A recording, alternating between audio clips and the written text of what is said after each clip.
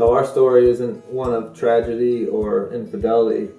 I think ours was just a story of normalcy, falling into that rut of day-to-day life and the routine. And for me, as a self-employed entrepreneur business owner, it's easy for my focus to go on the business and on our income and on my own selfish, personal desires.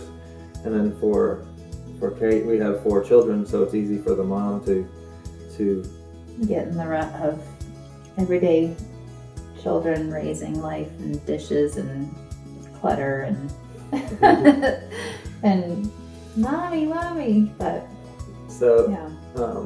So for us, it's probably closer to the typical, but it's not the typical or the normal in terms of what God would have intended. Mm-hmm. I would classify it as common versus normal, and an analogy I like for that is it's common to get mugged in New York City. It's not normal to get mugged in New York City. It's probably common to fall into that rut and let your marriage decay slowly. Yeah. But it's not normal and not intended.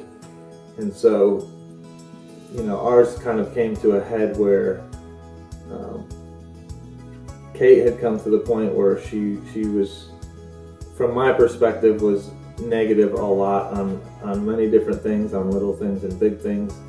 And Kate is not built that way. Her soul is joy and optimism and love and happiness. So I don't think anyone else necessarily noticed, but I did, and maybe the kids felt it but didn't notice it. And so we sat down one night and I just shared my heart with her.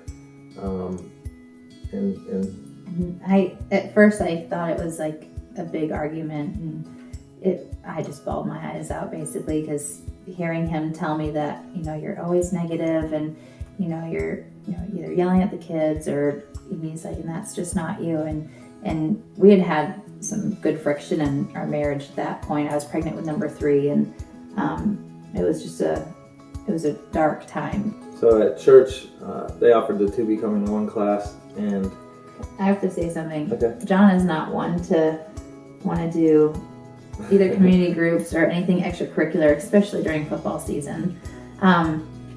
So we were walking to the lobby of our church, and Two Become One was being offered at our church through Tammy and Roland at their house, and it was conveniently right around the corner from us, and they're actually meeting on Sunday nights, I think.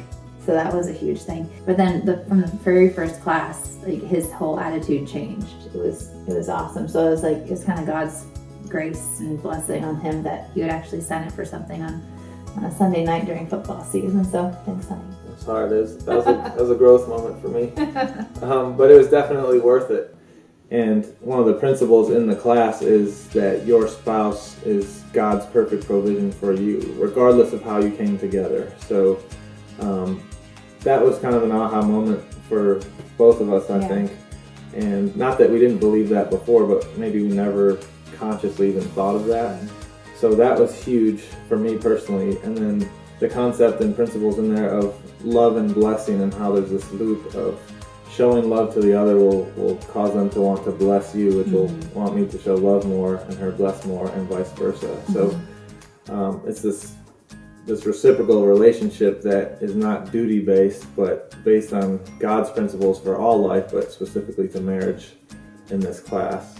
I look back on the day where Kate asked me to give up football for investing in our marriage and Two Becoming One to be a real turning point in our marriage and our relationship together, and really in the future marriages of our kids.